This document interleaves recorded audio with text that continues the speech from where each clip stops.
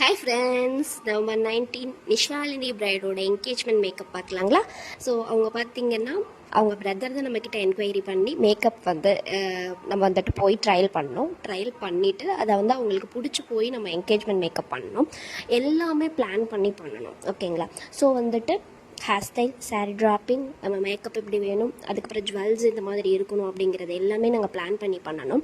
And on டைமுக்கு நாங்கள் போய் ரீச் ஆகிட்டு அதுக்கப்புறம் மேக்கப் ஸ்டார்ட் பண்ணி ஹேர் க்ரிம் பண்ணி அவங்க ஹேருக்கு தான் ரொம்ப லேட் ஆகும் அப்படின்னு நினச்சாங்க. ஸோ லாங் ஹேர், அதனால் அவங்க அதை நினச்சாங்க. நாங்கள் அந்த டைமுக்கு ரீச் ஆகி அவங்களுக்கு அந்த மெஸ்ஸி ஹேர் ஸ்டைலும் நாங்கள் பண்ணி கொடுத்தோம். அவங்க கேட்டது, அவங்களோட பெரிய என்கொயரியே என்ன இருந்தது அப்படின்னு நினச்சிங்கன்னா, மேக்கப் பர்ஃபெக்ஷனாக இருக்கணும் அப்படின்றதுனால தான். அண்ட் க்ரோமோட எக்ஸ்பெக்டேஷனும் அதுதான் சொல்லியிருந்தாங்க முன்னாடியே. அண்ட் ஃபேமிலியோட எக்ஸ்பெக்டேஷனும் மேக்கப் சூப்பராக இருக்கணும் அப்படிங்கிறது தான். கண்டிப்பாக அவங்க கேட்ட மாதிரி டைம் எடுத்து பொறுமையாக நம்ம சூப்பர் ஃபினிஷிங் லுக் கொடுத்து முடிச்சிட்டோம்.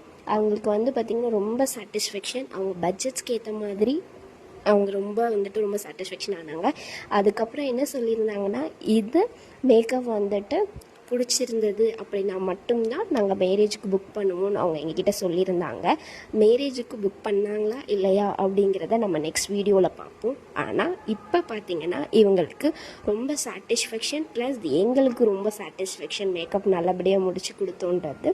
அண்ட் அவங்களோட கிளிக்ஸ் தான் நீங்கள் பார்த்துட்ருக்கீங்க. தேங்க்யூ. இந்த மாதிரி உங்களுக்கும் மேக்கப் வேணும்னா இந்த நம்பருக்கு காண்டாக்ட் பண்ணுங்கள்.